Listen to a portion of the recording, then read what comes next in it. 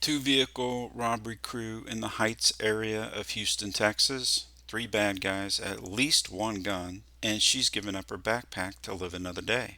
Hey guys, retired Lieutenant Todd Heaton here with Humilitas First. It's about 4 in the morning, and this woman's walking to work when two vehicles pull up to an intersection nearby.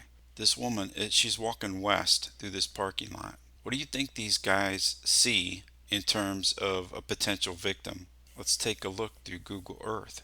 As they're pulling up, it's of course dark out, and these cars are not going to be parked over here. They're going to see this woman walking west through the parking lot. She's got a backpack on.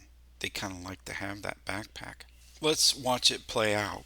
Beginning at this point, part of awareness includes monitoring for headlights approaching, and as the headlights sweep in various directions, particularly sweeping in your direction. Perhaps we hear the sounds that an engine makes as it accelerates, even slightly, the exhaust, or the noise of the tires as they move across this loose gravel. Maybe it's the sound of the brakes. Whatever it is that we see or hear, we really want that to happen when these two cars are at a much greater distance. That way we can monitor, getting ready, if we need to deal with exactly what we see here. This two-vehicle robbery crew, they used an envelopment to surround her, with the first vehicle stopping in front of her, and then the second vehicle stops short.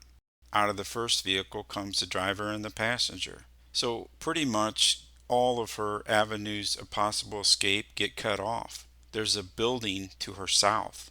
There's an aspect of timing involved in this. When we talk about tactical training, how often have we heard you want to be aware of where your nearest cover is? Well, bad guys are not likely to launch an armed robbery when you're standing right next to a 100-year-old tree. They're just going to let things play out like they did here, and they're going to get the timing down. She's out in the middle of a parking lot. The only cover that she's going to have is going to be covered by fire, and that is if she's actually concealed carry, which I don't think she was. Situational awareness is of great use if you see the thing developing sooner. For those who are concealed carry, I'm going to share a few thoughts. If I have to be involved in a defensive shooting with these criminals, I'd much rather do that closer to a blind corner. More on that in a minute. Say I got caught not paying attention. Maybe I just had to listen to my favorite podcast with earbuds in, which is something I never would recommend.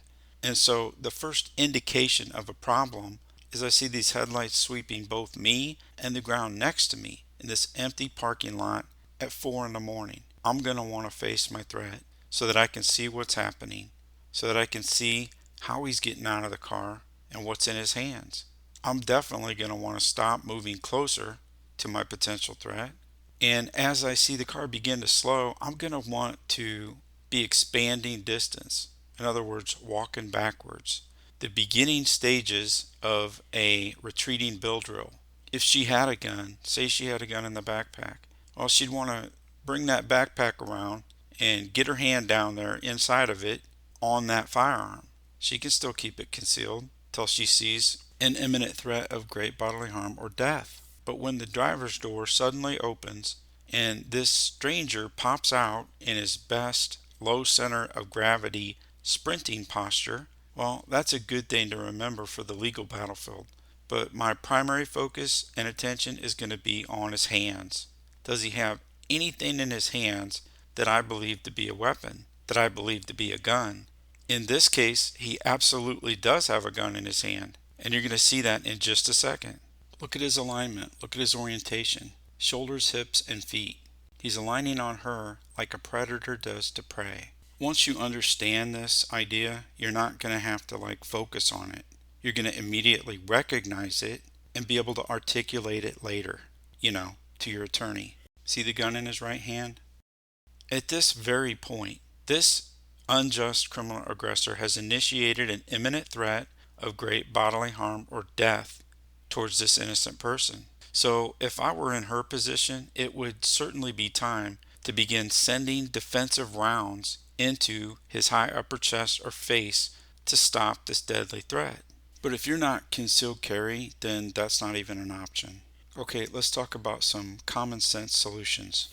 For this particular victim, the number one solution is probably compliance. She's smaller, slower, and weaker than all of these guys, so just give them the backpack and be a good witness. Is compliance a gamble? Yes, absolutely. With the current probabilities, it's a better bet. They're not going to unjustly murder her or kidnap her for other nefarious reasons. I'm going to say it again. Being concealed carry, that's going to give her the option, especially if she can see and understand sooner to bring that winning tool to bear to stop a deadly threat. Number two, try to find somebody that you work with or who lives in or around your building and spend the few extra dollars it's going to cost to carpool. Number three, invest in a bicycle. This open area, I have friends who served in the military, and they shared that they would look at this area of increased vulnerability as what they call a danger area or a danger crossing. Now, the military, they have their own tactics, techniques, and procedures for a team-based environment dealing with danger areas. But what about a single person who's just looking to go to work? If we think about dealing with danger areas, fatal funnels are danger areas in regards to room clearing, right? Say yes. One of the winning principles for dealing with danger areas is going to be speed. Yes, timing is going to play a part in it, but once we commit to it, we want to get through that dangerous area quickly. So, being on a bicycle, that's not going to be nearly as good as being in a vehicle to move through a high crime area, but it's certainly going to be better than being on foot. Why? Because it's faster.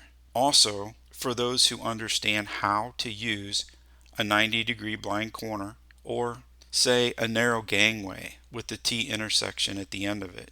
This funnel is like a long hallway, and at the end of it, it looks like a center-fed room problem. Well, that bicycle is going to be able to rapidly move you to a position where you can use those kind of things, those better defensible positions. As I mentioned earlier in the video, I like blind corners. I like narrow gangways. Should flight be my best initial option? Why? Well, because I'm going to lead the unjust criminal pursuer into a fatal funnel. Any kind of fatal funnel is better than no kind of fatal funnel. It's a place where I have momentarily stacked the odds in my favor. Okay, so let's talk about blind corners for just a minute. Say the victim sees these two cars coming much further down this road. I like this little area over here to the left to hold up. Got to remember, we're in a high crime dangerous area and we're on foot. Now, I could run deep down this rabbit hole of a solution. I'm just going to hit some highlights. I'm going to want to be closer to this point over here so that if they do target me, then they're probably going to pull into the parking lot, which is what I want. I don't want them parking on the street. Why? Because if I'm going to lead them into a blind corner, then I'm going to want them to follow me directly. I'm not going to want them to parallel me along the sidewalk. Once I break that corner and I'm out of their line of sight, I'm going to cut back deep into that blind corner, that 90-degree angle. I'm going to face the threat and I'm going to get my CCW out and up.